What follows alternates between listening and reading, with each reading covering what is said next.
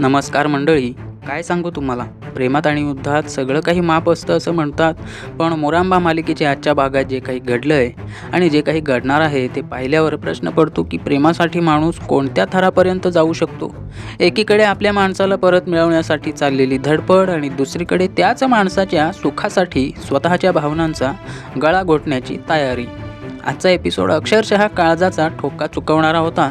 रमा आणि अक्षय यांच्या नात्यात आता कोणता नवीन ट्विस्ट येईल आणि अक्षयने रचलेला हा लग्नाचा खोटा बनाव रमाच्या मनावर किती घातक परिणाम करेल, याचे नक्की परिणाम काय आपल्याला बघायला मिळतील हे पाहणं प्रचंड उत्कंठावर्धक ठरणार आहे. नमस्कार मित्रांनो, मी तुमचा लाडका अँकर आणि तुम्ही पाहत आहात आपलं हक्काचं चॅनल 45 मराठी.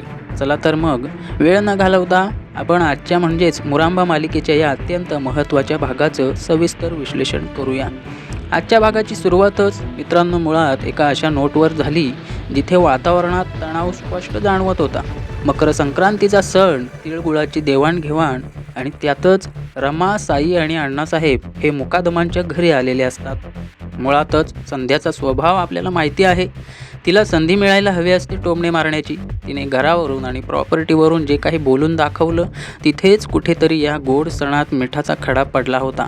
पण शशिकांत मुकादमांनी ज्या पद्धतीने संध्याची बोलती बंद केली ते पाहून मनाला थोडा दिलासा मिळाला.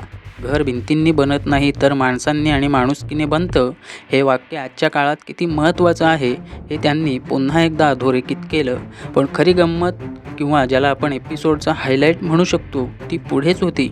मला प्रामाणिकपणे सांगा, तुम्हाला काय वाटतं मित्रांनो? अक्षयने आज जो काही डोळ्यावर पट्टी बांधून बायकोला ओळखण्याचा खेळ खेळला तो खरंच गरजेचा होता का? मला वैयक्तिकरित्या असं वाटतं की हा खेळ फक्त एक खेळ नव्हता, तर ती अक्षयची एक खेळी होती. इरावती आत्यांनी जेव्हा हा गेम सुचवला तेव्हा त्यांच्या डोक्यात नक्कीच काहीतरी शिजत होतं. अक्षयच्या डोळ्यावर पट्टी बांधली गेली आणि त्याला आपल्या बायकोला ओळखायचं होतं. इथेच प्रेक्षकांचा जीव टांगणीला लागला होता. आपल्याला माहिती आहे की अक्षयचं मन, त्याचा स्पर्श आणि त्याचं प्रेम हे फक्त आणि फक्त रमासाठी आहे. त्यामुळे तो रमाला ओळखणार नाही असं होणं शक्यच नव्हतं. आणि झालंही तसंच. त्याने आजीला ओळखलं, त्याने मध्ये आलेल्या संध्यालाही ओळखलं नाही. पण जेव्हा तो स्वराच्या जवळ गेला तेव्हा तिथे काय घडलं हे खूप महत्त्वाचं आहे. माझ्या मते अक्षयने जेव्हा स्वराचा हात पकडला तेव्हा त्याला नक्कीच समजलं असणार की ही रमा नाही. कारण एपिसोडमध्ये स्पष्ट दिसतंय की त्यांनी आधी म्हटलं नाही, ही माझी रमा नाही, ही माझी बायको नाही. हे ऐकून रमाच्या चेहऱ्यावर जे भाव आले ते पाहून वाटलं की आता सगळं ठीक होईल. रमाला वाटलं असेल की अक्षय अजूनही तिलाच शोधतोय. पण पुढच्याच क्षणी अक्षयने जो युटर्न घेतला तो धक्कादायक होता.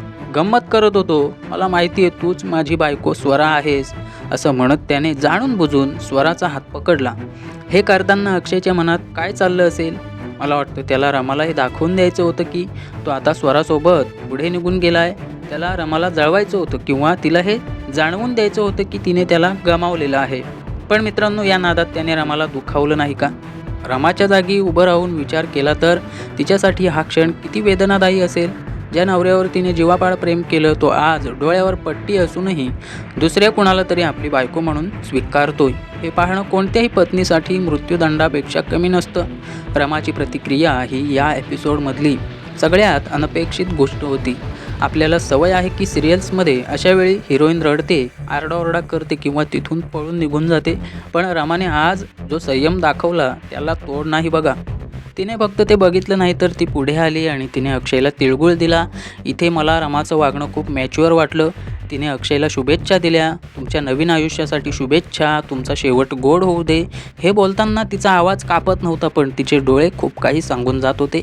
अक्षयला वाटलं असेल की रमा चिडेल, हक्काने भांडेल, पण रमाने तर चक्क शरणागती पत्करल्यासारखं केलं. इथेच अक्षयचा प्लॅन बॅकफायर झाला असं मला वाटतं. त्याला वाटत होतं की रमाचा रिॲक्शन येईल, पण रमाने तर त्याला मूव्ह ऑन करण्यासाठी ग्रीन सिग्नल देऊन टाकला.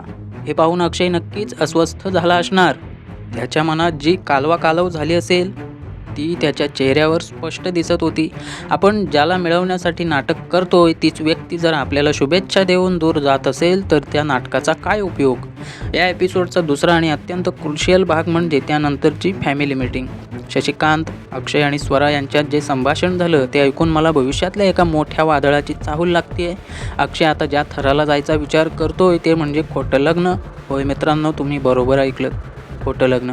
अक्षयला आता वाटतंय की नुसतं नाटक करून चालणार नाही, तर रमाला पूर्णपणे विश्वास पटावा म्हणून त्याला स्वरासोबत लग्नाचा घाट घालावा लागणार आहे. पण मित्रांनो, हा निर्णय किती बरोबर आहे? मला वाटतं हा निर्णय अंगाशी येणार, आगीशी खेळण्यासारखा निर्णय आहे हा. स्वराने सुरुवातीला दिलेला नकार अगदी योग्य होता. तिचं म्हणणं होतं की हे नाटक आता हाताबाहेर जातंय आणि खरंच आहे ते. लग्नासारख्या पवित्र गोष्टीचा वापर कोणाला तरी धडा शिकवण्यासाठी किंवा परत मिळवण्यासाठी करणं कितपत योग्य आहे? स्वराची भूमिका इथे खूप महत्त्वाची आहे. ती एक अशी व्यक्ती आहे जिचा या भूतकाळाशी तसा संबंधच नाही, पण ती आता या वर्तमानात पूर्णपणे अडकलेली आहे. तिने जेव्हा अक्षयला विरोध केला तेव्हा मला वाटतं की ती यातून माघार घेईल, पण जेव्हा अक्षयने आरोहीची शपथ घातली, तिला विनंती केली, तेव्हा स्वराचा नाईलाज झाला. पण त्याहीपेक्षा महत्त्वाचं म्हणजे स्वराला अक्षय आणि रमाचं प्रेम माहिती आहे. तिला हे समजलंय की हे दोघं एकमेकांशिवाय अपूर्ण आहेत. म्हणून तिने जो निर्णय घेतला की मी या नाटकात तुमची साथ देईन, तो निर्णय तिने स्वतःसाठी नाही तर त्या दोघांसाठी घेतला आहे. पण माझ्या मते स्वराची ही रिस्क खूप मोठी आहे. उद्या जर हे नाटक अंगलट आलं, जर रमाने हे खरं मानलं आणि ती कायमची निघून गेली, तर त्याला जबाबदार कोण असेल? माझ्या विश्लेषणातून मी तुम्हाला सांगू इच्छितो की अक्षय आता एका अशा वळणावर उभा आहे जिथे परतीचा मार्ग नाही. त्याला वाटते की लग्नाची पत्रिका छापली, लग्नाचा मांडव दिसला की रमा धावत येईल आणि लग्नात विघ्न आणेल. हक्काने सांगेल की अक्षय फक्त माझा आहे. ही एक जुगारासारखी खेळी आहे. जर रमा आली तर अक्षय जिंकला, पण जर रमा आली नाही आणि ती याला तिचं नशीब समजून शांत बसली तर काय? शशिकांत काकांचा सपोर्ट अक्षयला आहे, कारण त्यांनाही वाटतंय की रमा फक्त शॉक ट्रीटमेंटनेच भानावर येईल. त्यांनी म्हटलं तसं रमा आता खूप सिरियस झालेली आहे, त्याच्यामुळे तिला हलवण्यासाठी तितकाच मोठा धक्का देणं गरजेचं आहे. पण या धक्क्याने ती तुटून तर जाणार नाही ना, याची भीतीसुद्धा आहेच. शेवटच्या सीनमध्ये आपण पाहिलं की रमा साईला घेऊन तिथून निघून जाते. जाताना तिचे शब्द, तिची देहबोली खूप काही सांगत होती. साईने तिला विचारलं की हे सगळं करण्याची काय गरज होती? त्यावर रमाने दिलेलं उत्तर हे गूढ होतं, एक गुपित होतं, याच्याशिवाय पर्याय नाही असं ती म्हणाली. याचा अर्थ काय? रमा आता काय करणार आहे?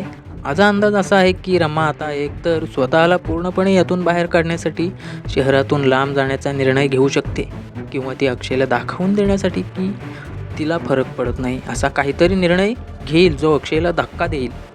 कदाचित ती अण्णासाहेबांच्या सांगण्यावरून आईसोबतच्या लग्नाला होकार तर देणार नाही ना, साईसोबतच्या.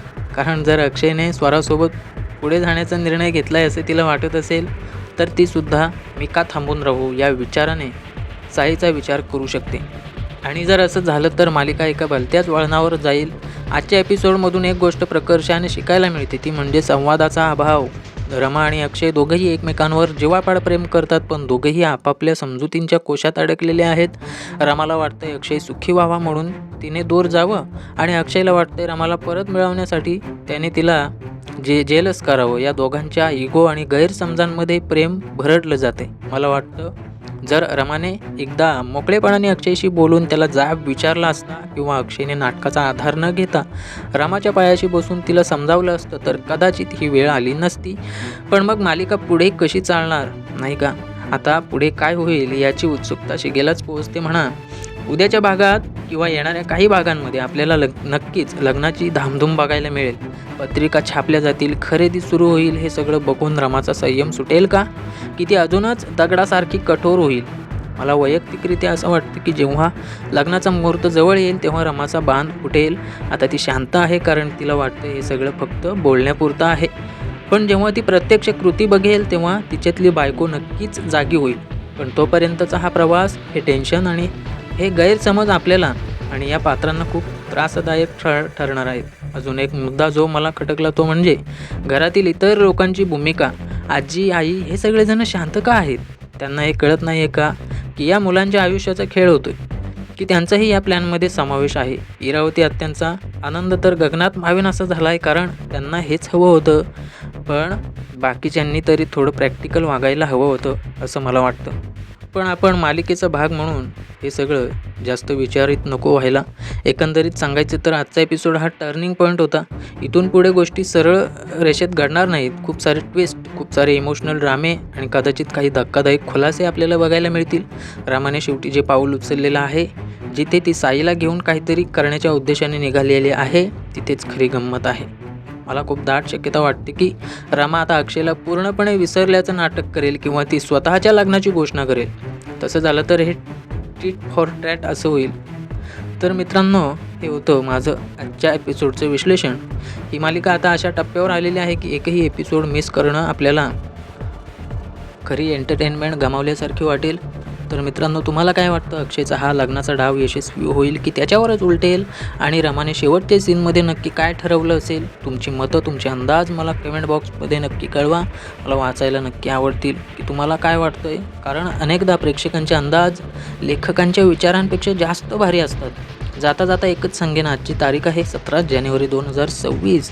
आजच्या या भागाचं हे विश्लेषण तुम्हाला कसं वाटलं हे नक्की सांगा. जर तुम्हाला माझं विश्लेषण, माझे मुद्दे आणि माझी मांडणी आवडली असेल तर व्हिडिओला लाईक करायला विसरू नका. आणि हो, अजूनही जर तुम्ही आपल्या 45 मराठी या चॅनलला सबस्क्राईब केलं नसेल तर वाट कसली बघताय, आत्ताच लाल बटन दाबा आणि सबस्क्राईब करा.